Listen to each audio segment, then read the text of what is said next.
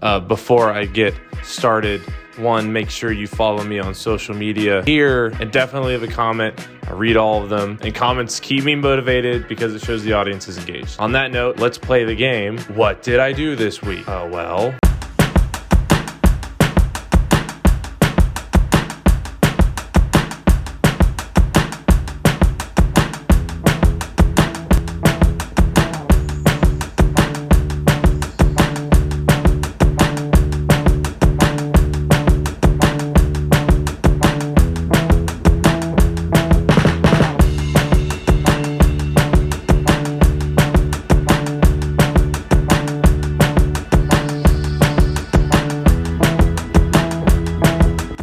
this week we were doing team stuff. So team is like the lowest level of unit there is. It's usually like 3, 4, 5 dudes, depending on the makeup of what's going on. Also, sorry if there's wind. I'm outside. It's windy. Yesterday we did all of the like dry runs and everything. Today, what I'm in charge of is we're actually going live. So we'll start with a blank iteration where they're just firing blanks, getting used to the lane, have some dudes shoot back.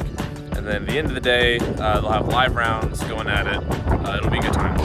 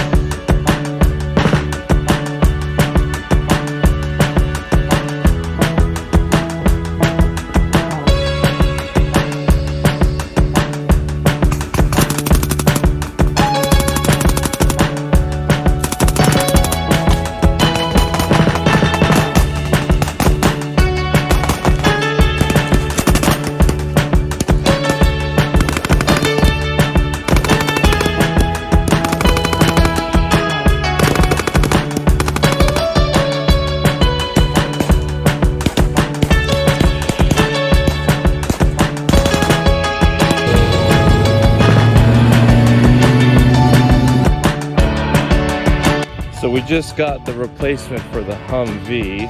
For reference, this is a Humvee. They've been around since forever, and I was convinced that my children would also use them when they join the military. But we just got JLTVs, which are brand new and apparently really cool. Unfortunately, it is locked. That's okay. But I can't wait for the day where my kids talk about JLTVs and they're like, oh, those old pieces of shit? Yeah, we need to get rid of those while I'm here oogling over something brand new. And the best part is they have cup holders.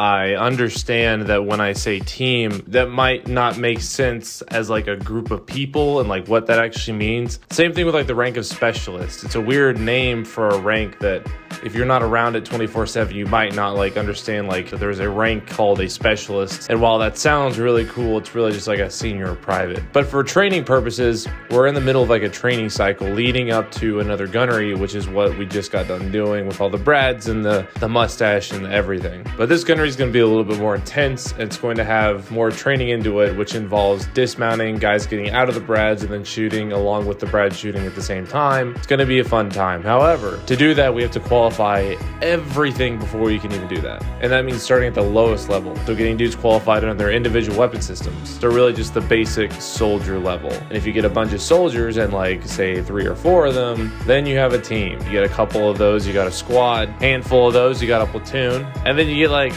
like 3 or 4 of those and you got a whole company. There you go. Now you know echelons up to where it actually matters down on the ground. But usually what that entails is like what we did last week.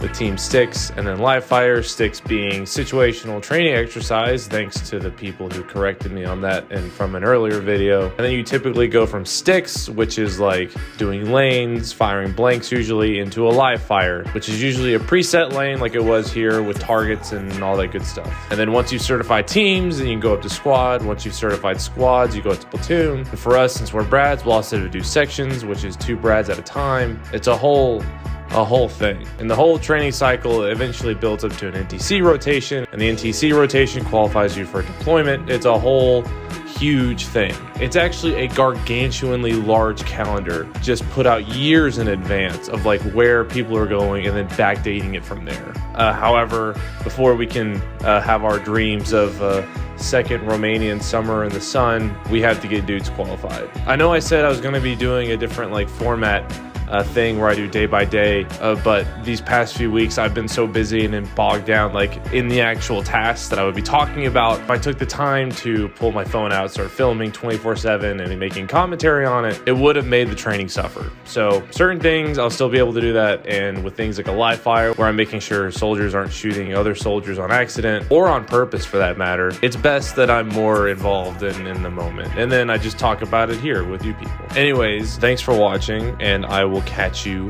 on the next one.